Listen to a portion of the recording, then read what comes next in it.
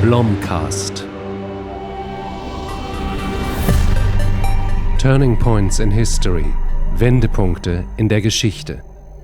Hello and welcome to the Blomcast, a podcast in which I, Philip Blom, will be looking at historical tipping points, always with the question, what, if anything, they might be able to tell us about ourselves and our own historical tipping points at which we are living at the very moment.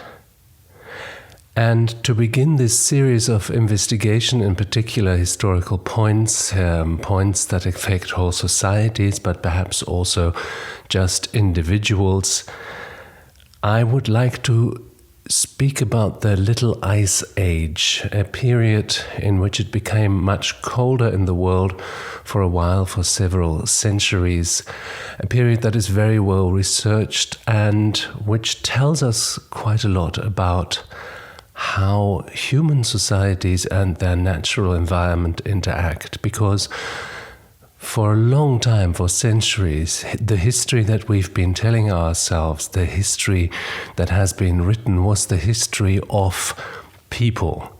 First of all, the history of kings and generals, then a little more widely different kinds of history, especially in the early 20th century. But it has only been in the last few decades, really, that history has been coupled with the natural environment that people live in. Like every other species of animal, if the natural environment changes, Homo sapiens will have to adapt. Human societies will have to change. And it is fascinating to see how this change worked and functioned. So, what is the Little Ice Age? The Little Ice Age is a period between the late Middle Ages, something like the 1400s, to perhaps as late as the 1900s. And if you hear me being so vague, you see there is a big debate going on about how exactly to date it. But in the work that I've done myself, I've concentrated on the most severe period, which was roughly between 1570 and 1680 or so. And I've looked at how the change in nature that happened affected also human societies. And the effect, I can tell you, was enormous. The effect was to create the world in which we're living today. Now, first of all, a little rider here. I will be talking mainly about Europe and European societies. That's not because I don't think other societies are worthy of study, and indeed this was a global phenomenon, this Little Ice Age. But it so happens that, first of all, I'm best at European languages, and secondly, the sequence of events and the reactions to these events are really best documented in Europe, in the most fine grain, because there are so many written documents and there's been so much scientific work done that you can really speak in great detail about what happened in that time. Now, what did happen? First of all, the weather cooled. We know very well what happened, but we're not quite sure why. There's still a debate about that too. It appears to be that it was a wobble in the function of the sun, in the functioning of the sun. But that is still not quite sure. What we can exclude is that it was human activity in the Little Ice Age. The only human activity that would be, as it were, a likely suspect to have caused a change in the climate would be the collapse of Southern American and Mesoamerican societies after the advent of European viruses, after which the forest reclaimed a lot of agricultural land. But that change is not significant enough to explain this enormous climate change that we can observe in this time. What happened is that it became about 2 degrees colder. Now, 2 degrees sounds a familiar kind of magnitude. We're often talking about 2 degrees. Now it's 2 degrees hotter. But First of all, 2 degrees colder on average doesn't mean that the temperature dropped by 2 degrees. Just as today, if the temperature would be 2 degrees hotter, our cities would be 8 degrees hotter in summer. Then the difference, the extremes were much bigger and much more devastating. So you had long, harsh winters all the way from the 1500s through to the 1700s, really. And these winters were so long and so harsh that, for instance, in the First World War, during the 30 Years' War, so 1618 to 1648, entire armies rode across the Danube and the Rhine because they were frozen so solid that nothing would break. So you could move across with wagons, with cannon, with thousands of soldiers, and the ice would hold. London had ice fairs, and effectively a new part of the city would be built on the frozen Thames in winter. And there were public houses, there were brothels, there were games being played, but there were also crafts being plied. So it was really a part of the city. These were times in which rivers froze really solidly. Soldiers would be given their rations of wine, because soldiers always got a ration of wine. They would have it sawn off from big blocks of wine ice because it was so cold in their quarters. And now, what does this cold mean? First of all, long and cold winters and short and rainy summers, they cause huge problems for agriculture. The vegetation period was roughly 3 weeks shorter during this time. Now, the vegetation period is the period that a plant needs to get ripe. And you have to understand what that means, because that is not only the food stuff that people depend on, but this is also the key to the social order of a late medieval society. All social rank, all wealth ultimately dependent on land wealth and on productive agriculture. And these societies were still fundamentally agricultural. Most people lived in the countryside and ate what was produced locally. And during the Middle Ages, I suppose one can say that there was a feeling that there was a kind of contract between God and his people. So people prayed and observed God's commandments, and in return, God gave them to eat. God gave them his plenty. Now, suddenly this contract was disturbed, and more often it seemed to be broken, because suddenly the fields would no longer yield harvests, or indeed they would yield a harvest, but the summer would be so rainy that the grain would rot in the field, and the desperate farmers would see their livelihood vanish. Now, this led to hunger, quite frequent local hunger, but this also led to social unrest. And you can imagine that this hit society really at every level, at every rank, because in the countryside you had hunger and you had unrest because of that.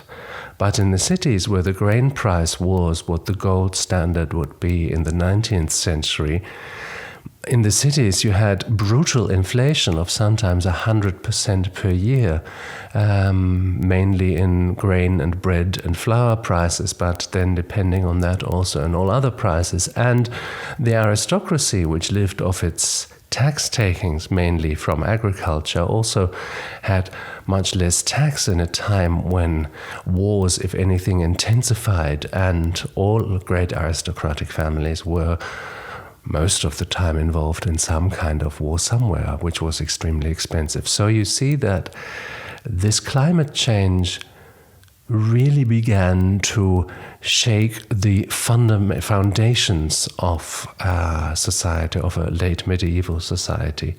And there was obviously trouble afoot. Now the question is, what do you do? What are the sensible reactions to this kind of trouble?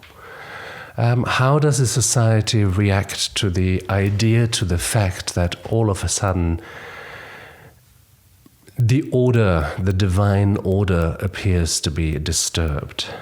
Well, unsurprisingly, these societies, I mean now mainly European societies, reacted to this disturbance exactly like late medieval societies would react. So there were processions in which people flagellated themselves. There were special services being held. There were fire and brimstone sermons in which people were admonished for their sin, which meant that God would not send them a spring and would not send them a good harvest. Holy relics were carried up to glaciers which were expanding down into the valleys with the cold, and the priests commanded them in God's name or in the name of a saint to stand still.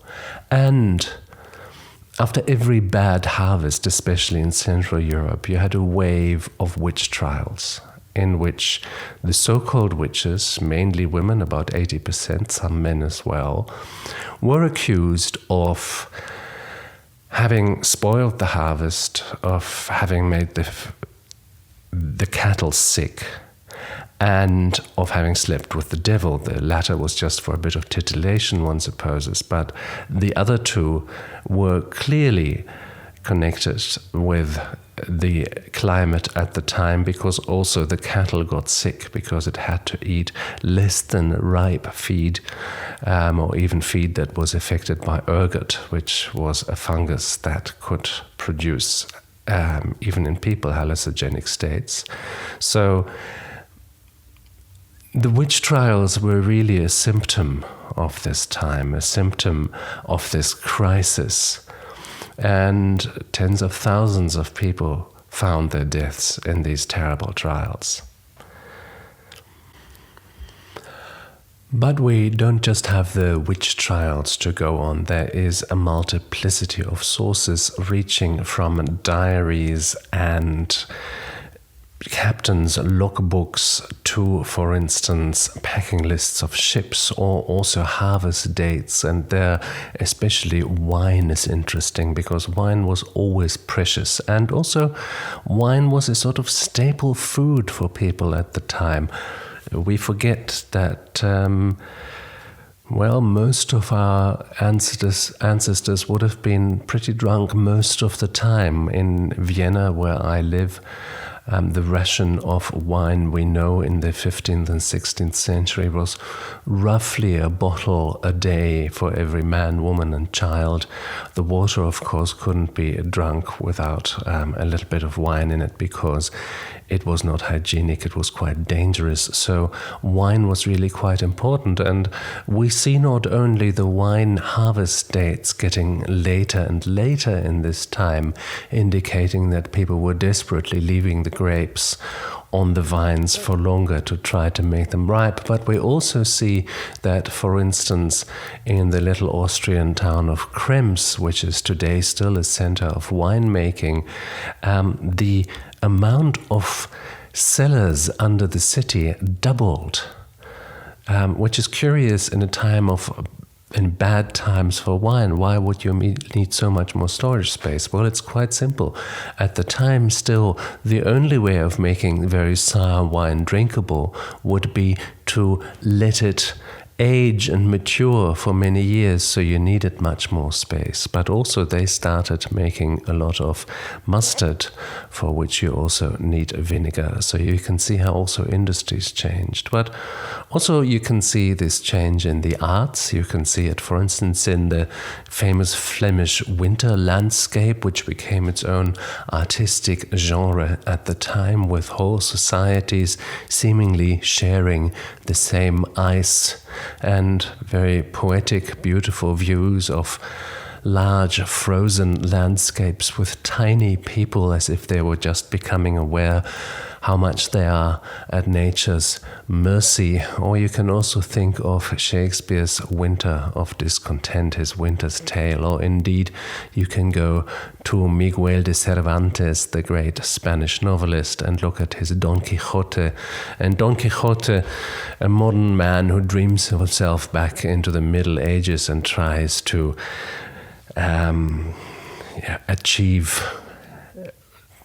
great fame by rescuing damsels in distress. Well, one of those damsels in distress that he tries to rescue because he's convinced she's being abducted by a horde of robbers is actually a statue of the Virgin Mary that is being carried around by peasants desperately praying for rain. And here you have another example of climate change and the effect on people, because the aridity of the Spanish plains became particularly bad as a result of the Little Ice Age. Now, in spite of having inspired so much beautiful art, you can imagine that the cultural reactions to the freezing climate, to the change of nature, did not do much to change nature back, or indeed to help people to successfully adapt. After every bad harvest, witches would be burnt and sermons would be held, and the weather appeared to be unimpressed. A culture was fighting from within its old paradigm, within its old way of understanding the world, and that way no longer led to meaningful action, to meaningful change, because that way was no longer helpful for understanding the world. So here we have the world, in this case Europe, at a terrible impasse. Nature has changed. A model that has carried for many centuries has all of a sudden become fragile, and a whole social order seems to be under threat. This is the situation of the beginning of the Little Ice Age.